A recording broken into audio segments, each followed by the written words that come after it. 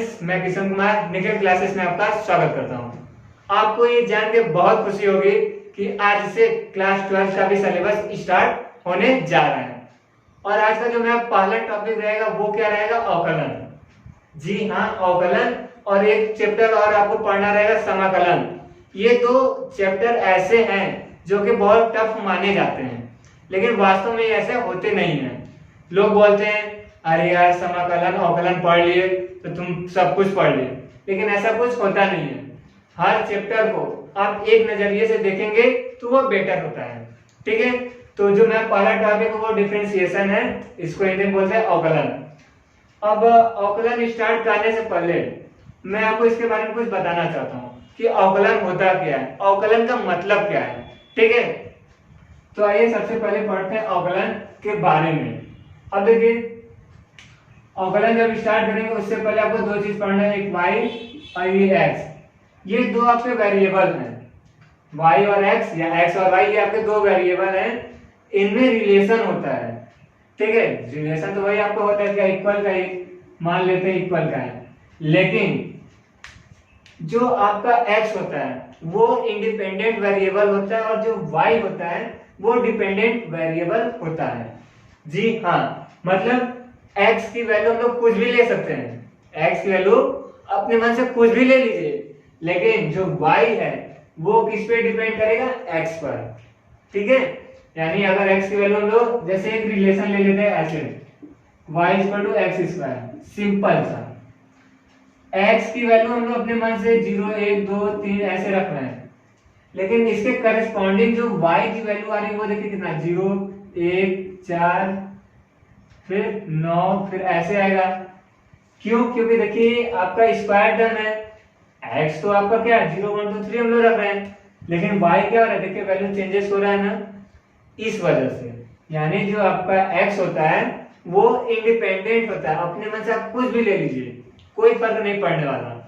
लेकिन y की value पे फर्क पड़ता है। क्यों? क्योंकि y x पे डिपेंडेंट। इसी को हम लोग क्या बोलते हैं, इंडिपेंडेंट और डिपेंडेंट वेरिएबल। चलिए, आप लोग तो जान गए इंडिपेंडेंट डिपेंडेंट वेरिएबल क्या होता है। अब आते हैं डिफरेंशिएशन। डिफरेंशिएशन का मतलब क्या होता है। अब देखिए, डिफरेंशिएशन का मतलब क्या होता है, डिफरेंस। ठीक है, मतलब दो फंक्शन है या एक फंक्शन है, अगर या तो वो ज्यादा होगा या वो कम होगा, लेकिन यहाँ पे जो डिफरेंशिएशन का मतलब होता है वो हमेशा कम होगा। ठीक है, अगर कोई ओरिजिनल वैल्यू है, अगर उसका हम लोग डिफरेंस निकालते हैं तो वो हमेशा क्या, तो ओरिजिनल वैल्यू से कम होता है। जैसे मान लीजिए आपके पास 100 रुपीज है, ठीक है, किसी दूसरे वैल्यू के रिस्पेक्ट में इसका क्या निकाले, डिफरेंस निकाले। जैसे मान लीजिए इसका 10 हम लोग क्या डिफरेंस कर दिए, अब कितना है आपके पास 90, तो जो 90 है वो क्या ओरिजिनल वैल्यू से कम है, कम है ना। एक बार फिर से समझिए, आपके पास 100 रुपीज है, इसमें से कुछ अमाउंट हम लोग डिफरेंस कर लिए, मतलब निकाल लिए, सीधी सी बात है, कुछ पैसा 1 रुपए 2 रुपए कुछ हम लोग निकाल लिए।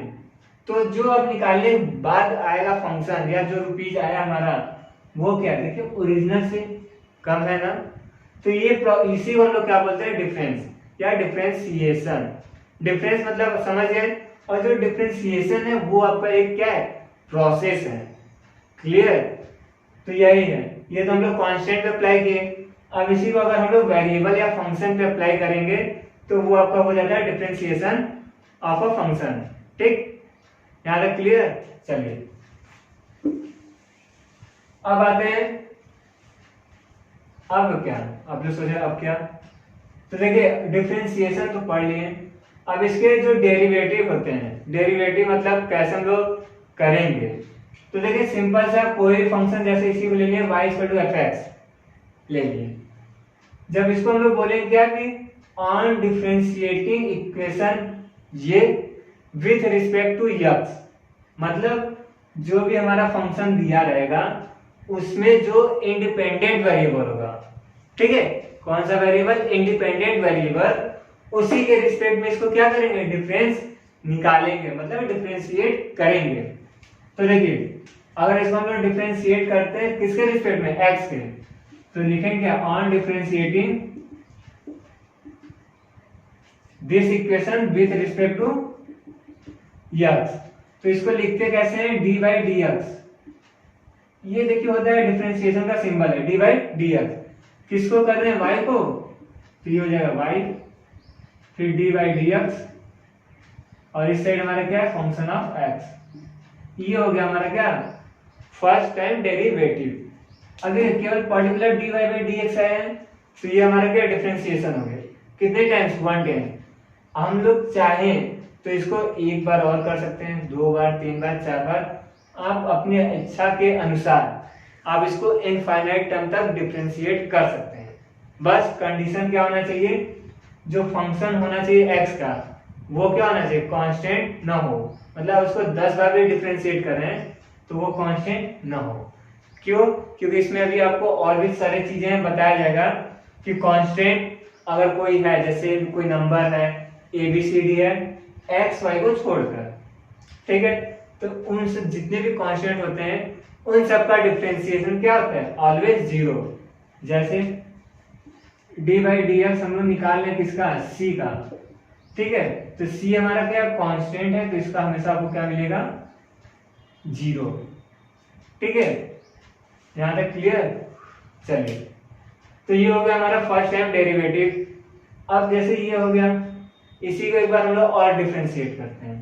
मान लीजिए ये हो गया, फिर इसी को एक बार और करते हैं तो क्या हो जाएगा, डी बाई डी एक्स। अब देखिए यहाँ पे तो पहले से क्या है, d y by d x है, और इधर हमारा d by d x, d by d x of f x. तो इसको लिखेंगे कैसे, देखिए d by d x, d by d x है तो इसको आप चाहे तो d two by d x two, फिर ये y है क्योंकि y तो आपका एक ही है, ऐसे ये भी आपका क्या है, d two d x two f x. तो ये हो गया हमारा क्या, सेकेंड टाइम डेरिवेटिव, ऐसे third time, fourth time. Clear. तो ये है हमारे क्या, डेरिवेटिव कि मतलब कितने टाइम डेरिवेटिव, अब कैसे उसको शो करेंगे। ठीक, यहां तक क्लियर। चलिए आते हैं कुछ जैसे क्वेश्चन ये बता देते हैं आपको नॉर्मली। देखिए अभी हम लोग जो फार्मूला है वो फार्मूला हम लोग अभी नहीं पढ़े हैं, या फिर कहिए कि बुक में भी दिया है फार्मूला, फार्मूला बुक से भी डिराइव सेल्फ कर सकते हैं। अगर आपको बुक में ना समझ में आए तब आप कमेंट में आके बोल सकते हैं, कमेंट बॉक्स में जाके आप बोल सकते हैं कि सर हमको डेरिवेशन का भी वीडियो चाहिए, तो मैं आप लोगों के लिए डेरिवेशन का वीडियो बनाकर जरूर दूंगा। ठीक है, लेकिन मैं ये आपसे मान के चल रहा हूँ कि जो भी बुक में आपको फार्मूला दिया है वो आपको समझ में आ जाएगा। वैसे हार्ड तो नहीं है इजी डेरिवेशन, लेकिन आप उसको 1 से 2 बार प्रैक्टिस करेंगे तो वो क्लियर हो जाएगा। ठीक है, तो हम यहाँ पे कुछ फार्मूला लिख रहे हैं, इसी बेसिस पे 1-2 एग्जांपल बता देता हूँ आज के लिए। फिर जो हमारा नेक्स्ट वीडियो रहेगा उसमें मैं आपको फार्मूले के साथ साथ एक्सरसाइज या फिर विथ एग्जांपल आपको सारे क्वेश्चन बताता चलूंगा। ठीक है, तो जैसे यहाँ पे कुछ हम फार्मूले लिख रहे हैं, जैसे देख लीजिए डी बाई डी एक्स, अगर साइन एक्स का करेंगे तो रिजल्ट क्या आएगा, d by d x cos x, फिर d by d x log x.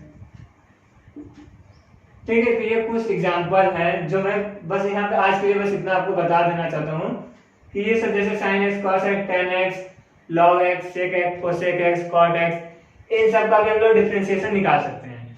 जैसे एक फार्मूला आपका ये भी होता है e के पावर ax, e के पावर ax भी होता है, e के पावर माइनस ax भी होता है, फिर आपका क्या होता है a के पावर x होता है। ये सब भी आपके क्या फार्मूले हैं। ठीक है, ये सब आपको बुक में मिल जाएंगे। अगर नहीं मिलते हैं, इनका डेरिवेशन आप लोगों को समझ में नहीं आता है, तो प्लीज आप लोग हमको कमेंट बॉक्स में जाके बता दीजिएगा, ताकि मैं आप लोगों के जितने भी प्रॉब्लम है उसको सॉल्व कर सकूं। तो बस आज के लिए इसके बारे में बता देता हूँ, फिर मिलते हैं नेक्स्ट वीडियो में। तो नेक्स्ट वीडियो मिलने से पहले इसका बता देता हूँ आपको। जैसे देखिए साइन एक्स है, जब इसका हम लोग डिफरेंशिएशन करेंगे तो फॉर्मूला में आपको क्या मिलेगा, कॉस एक्स। ठीक है, और cos x का करेंगे तो माइनस साइन x।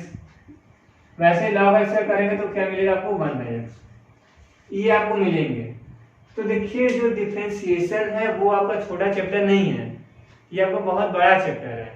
और जो बोर्ड पेपर में होता है इससे मैक्सिमम नंबर भी पूछे जाते हैं, ऐसा नहीं है कि बस 2, 3, 5 नंबर के लिए आता है, मैक्सिमम करीब आपके 16 से 20 नंबर आते हैं।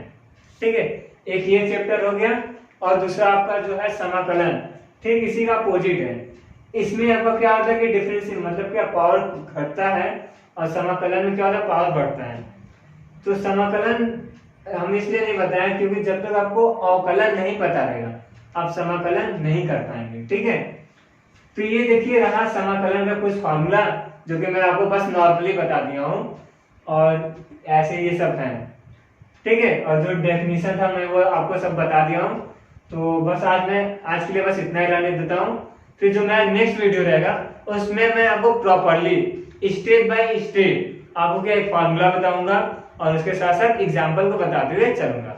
ठीक है, तो प्लीज अपने दोस्तों को भी बोल दीजिएगा कि क्लास 12 का सिलेबस स्टार्ट हो चुका है। ठीक है, और इस वीडियो को आप हो सके तो जितना ज्यादा शेयर करेंगे ताकि लोगों को पता चल जाए कि निखिल क्लासेस में क्लास 12 का भी सिलेबस स्टार्ट हो चुका है। ठीक है, और उसमें मैं आपको मैथ पढ़ा रहा हूँ। ठीक है, तो आज के लिए बस इतना ही, धन्यवाद।